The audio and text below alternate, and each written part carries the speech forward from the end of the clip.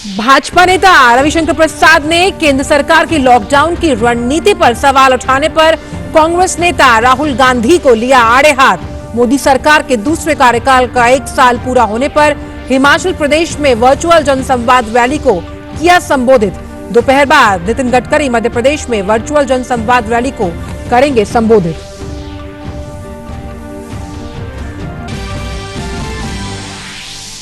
कोविड-19 से बचाव के लिए मंत्री समूह की समीक्षा बैठक। केंद्र, राज्य और नगर पालिका के बीच बेहतर समन्वय सुनिश्चित करने के लिए 50 नगर निकायों में दौरा करेगी केंद्रीय टीम। भारत में कोविड-19 से ठीक होने वालों की संख्या में पहली बार हुई सक्रिय मामलों से वो ज्यादा। 1,35,000 से ज्यादा मरीज हुए स्वस्थ। 7,745 लोगों की कोरोना से मौत। फिलहाल देश में है 1,33,632 सक्रिय मामले। विश्व स्वास्थ्य संगठन ने कहा, दुनिया भर में कोरोना संक्रमण की स्थिति बेहद भयावह। देशों से की संक्रमण को काबू में करने के लिए प्रयास जारी रखने की अपील। दुनिया भर में 72,27,000 से ज्यादा लोग इससे संक्रमित। हिमाचल गुलाटी गुंबर और आइए अब जान लेते हैं इन सभी खबरों को विस्तार के साथ। पूर्वी लद्दाख के पास वास्तविक नियंत्रण रेखा के नजदीक भारत और चीन के बीच पिछले कुछ समय से चला आ रहा विवाद थमता हुआ नजर आ रहा है। खबर है कि पूर्वी लद्दाख में गलवान समेत 3 जगहों से भारत और चीन की सेनाएं पीछे हट गई हैं। चीन की पीपल्स लिबरेशन आर्मी ने गलवान इलाका, पेट्रोलिंग पॉइंट 15 और हॉट स्प्रिंग इलाके से अपनी सेना और वाहनों को 2.5 किलोमीटर पीछे लेकर वो चले गए। भारत ने भी अपने कुछ सैनिकों की वापसी की है।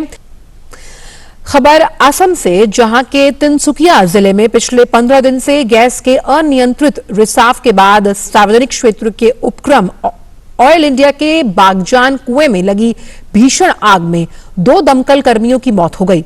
आग लगने के बाद 2 दमकल कर्मी मंगलवार को लापता हो गए थे। एनडीआरएफ के एक दल ने बुधवार सुबह उनके शव बरामद किए। दोनों की पहचान दुर्लोभ गोगोई और टिकेश्वर गोहेन के रूप में की गई और दोनों कंपनी के अग्निशमन विभाग में सहायक ऑपरेटर हैं।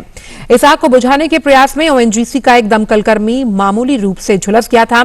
इस बीच असम के मुख्यमंत्री सर्बानंद सोनोवाल ने प्रधानमंत्री नरेंद्र मोदी को जानकारी दी। मुख्यमंत्री ने बचाव और राहत उपायों को लेकर पीएम मोदी को विस्तार से बताया।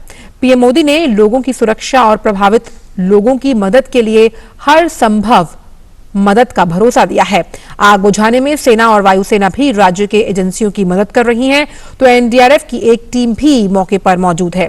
मुख्यमंत्री सर्बानंद सोनोवाल ने ट्वीट कर बताया, फोन पर प्रधानमंत्री श्री नरेंद्र मोदी को बागजन आग दुर्घटना का ब्यौरा दिया गया है।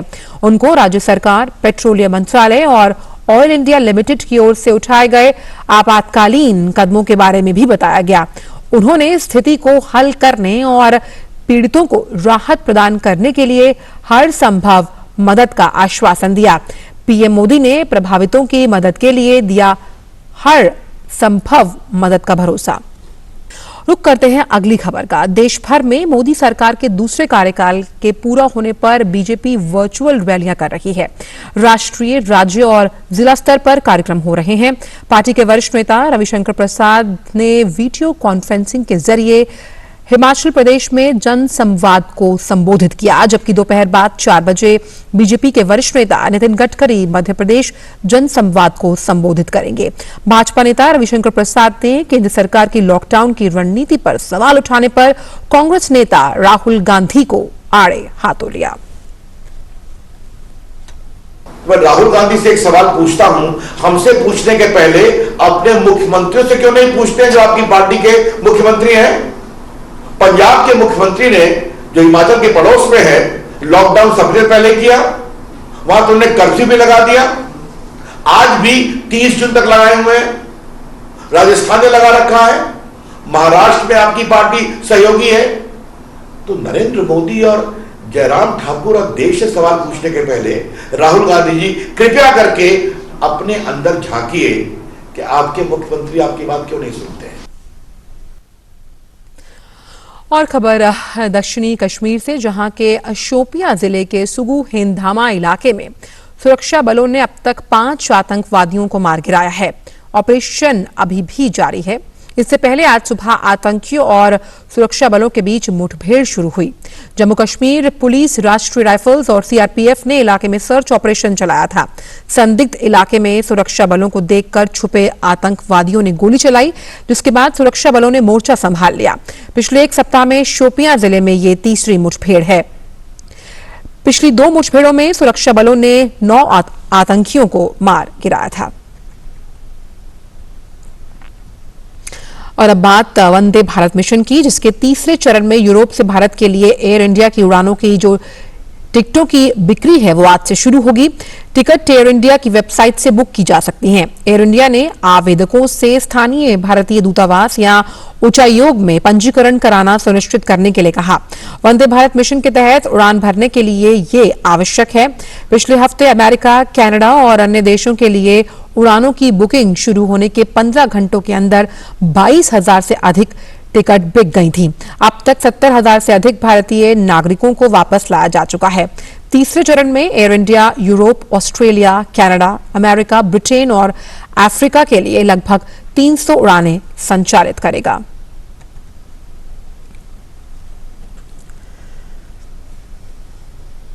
केंद्रीय स्वास्थ्य मंत्री डॉक्टर हर्षवर्धन ने कहा कि अनलॉक 1 में हमें और भी अनुशासित होना होगा।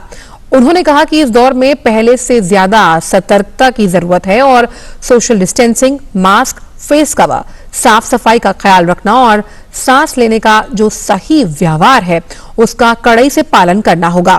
कोविड-19 पर उच्च स्तरीय मंत्री समूह की 16वीं बैठक की अध्यक्षता करते हुए केंद्रीय स्वास्थ्य मंत्री ने सरकारी दफ्तरों के खुलने पर उनके प्रमुखों से कोविड-19 के खिलाफ सोशल वैक्सीन का कड़ाई से पालन करने का आग्रह किया। उन्होंने सभी से आरोग्य सेतु ऐप डाउनलोड करने के लिए कहा। उन्होंने कहा कि अभी संतोष में रहने का समय नहीं है। मंत्री समूह को कोविड से लड़ने के लिए तैयार किए गए स्वास्थ्य के बुनियादी ढांचे के बारे में जानकारी दी गई। मंत्री समूह को देश में कोविड-19 की ताजा स्थिति, प्रतिक्रिया और प्रबंधन के बारे में जानकारी दी गई है। एक प्रस्तुति के माध्यम से मंत्री समूह को भारत के अन्य देशों के मुकाबले लॉकडाउन में दी गई छूट के दौरान पैदा हुई जो स्थिति है उस पर प्रकाश डाला गया।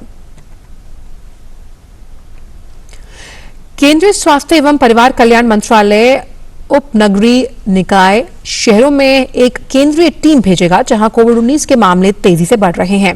टीम 3 सदस्यों वाली होगी।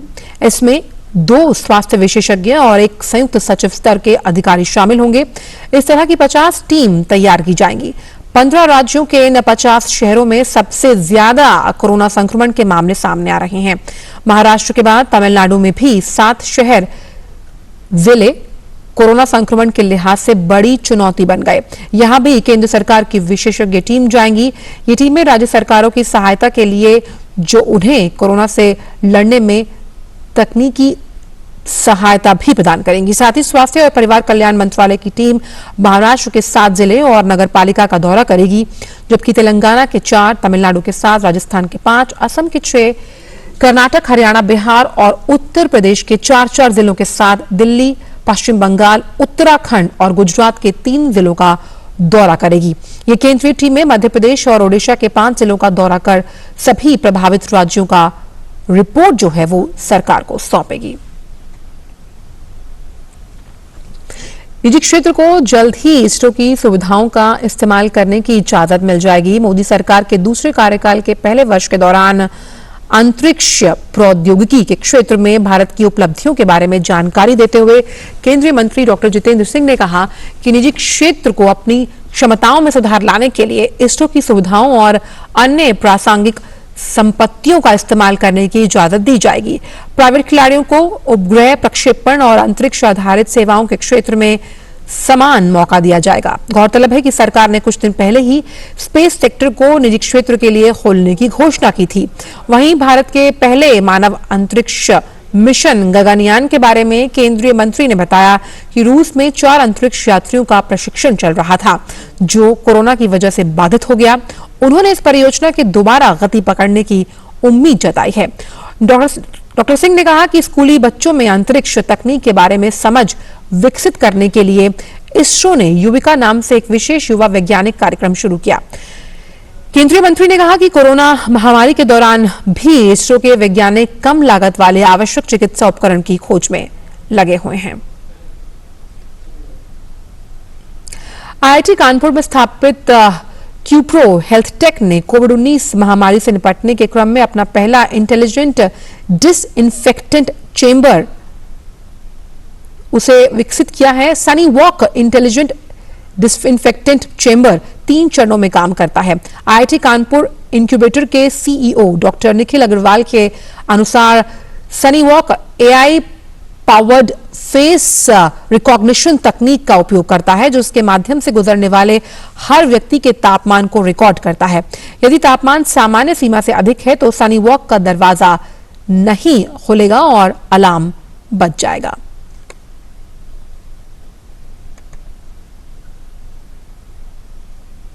हम लोगों ने completely automatic no human touch एक चेंबर विकसित किया है।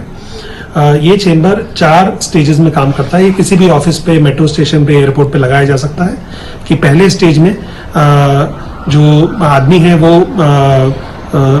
चेंबर गेट पे जाता है, उसका वहाँ टेम्परेचर, एक्यूरेट टेम्परेचर लिया जाता है। अगर टेम्परेचर उसका नॉर्मल है तो एक गेट ओपन होता है, उस गेट के अंदर वो the person can enter the chamber.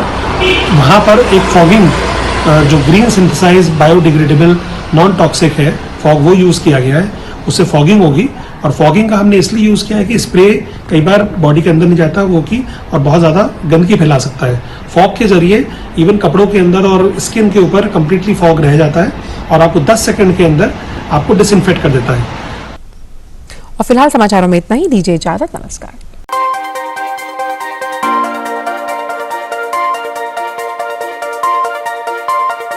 Audio Jungle.